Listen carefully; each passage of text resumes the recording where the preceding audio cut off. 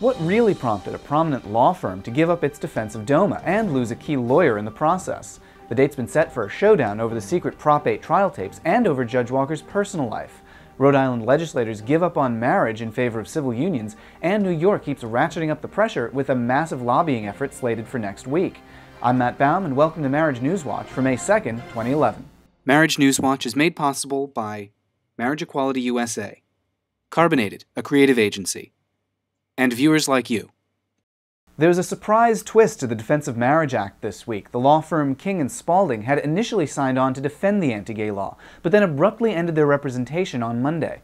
Paul Clement, the lawyer in the case, responded by resigning from King & Spalding so that he could continue DOMA's defense with another firm. So why did King & Spalding drop the case?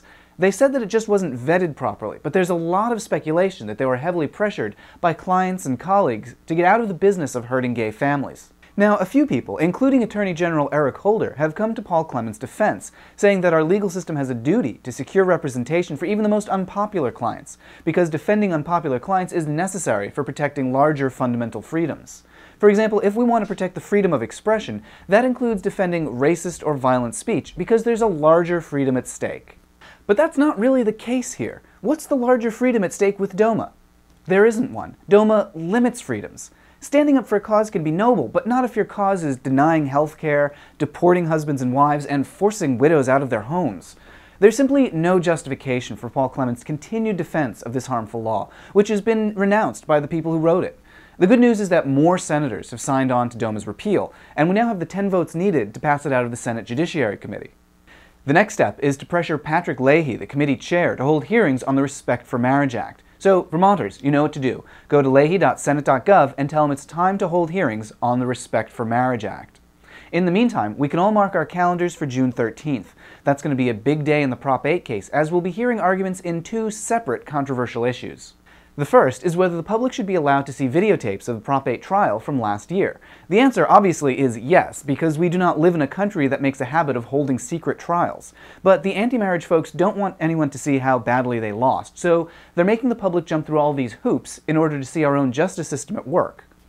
The second question is even more unbelievable. They're saying that Judge Walker's ruling on marriage should be thrown out because he might want to get married someday. Not that he said he would get married, not that he tried once before, just might. Hypothetically. Maybe. Or not. Who knows? If that sounds crazy to you, you're not alone. Just about every legal analyst in the country is shocked that they're trying to make an issue out of Judge Walker's marital plans. It just doesn't make sense, not even to their own people. Here's what Maggie Gallagher had to say a few months ago about whether it was relevant that Judge Walker was rumored to have a partner. First of all, it's relevant. It could be relevant. It's not irrelevant. If he had upheld Prop 8, I think it would be even more relevant. I don't believe that it's totally irrelevant. I'm not sure it is relevant in the sense that I do know a small number of people who supported Prop 8 who were gay, so it's not necessarily relevant. Maybe they'll get their story straight by June.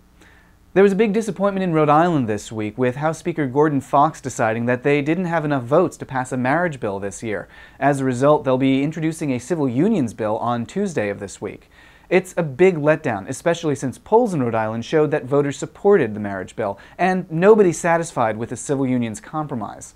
Civil rights groups say that it doesn't go far enough, while the Catholic Diocese said this week that it doesn't want gay families to have any protections. Things are even worse in Minnesota, where lawmakers are moving towards implementing a second marriage ban on top of an already existing prohibition.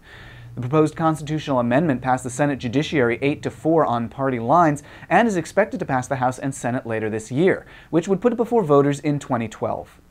There's a bit more cause for optimism in New York, where marriage currently has 26 of the 32 votes needed to pass the Senate. Several lawmakers have yet to take a stand, including Democrats Joe Addabbo and Shirley Huntley of Queens, and Republicans James Alesi of Freeport, Greg Ball of Brewster, and Joseph Griffo of Utica. Empire State Pride Agenda will hold a lobbying day for marriage in Albany on May 9th, but a week later, Nom and its allies will hold an anti-marriage rally on May 15th. Meanwhile, Equality Ohio founder Lynn Bowman will serve as interim executive director of Equality Maryland while that organization searches for a permanent leader.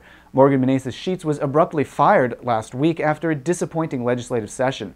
Her replacement will be expected to revive attempts to pass marriage and anti-discrimination laws in 2012. And Poland announced this week that the country would soon allow its citizens living abroad to get married, although Poland itself still wouldn't recognize those marriages.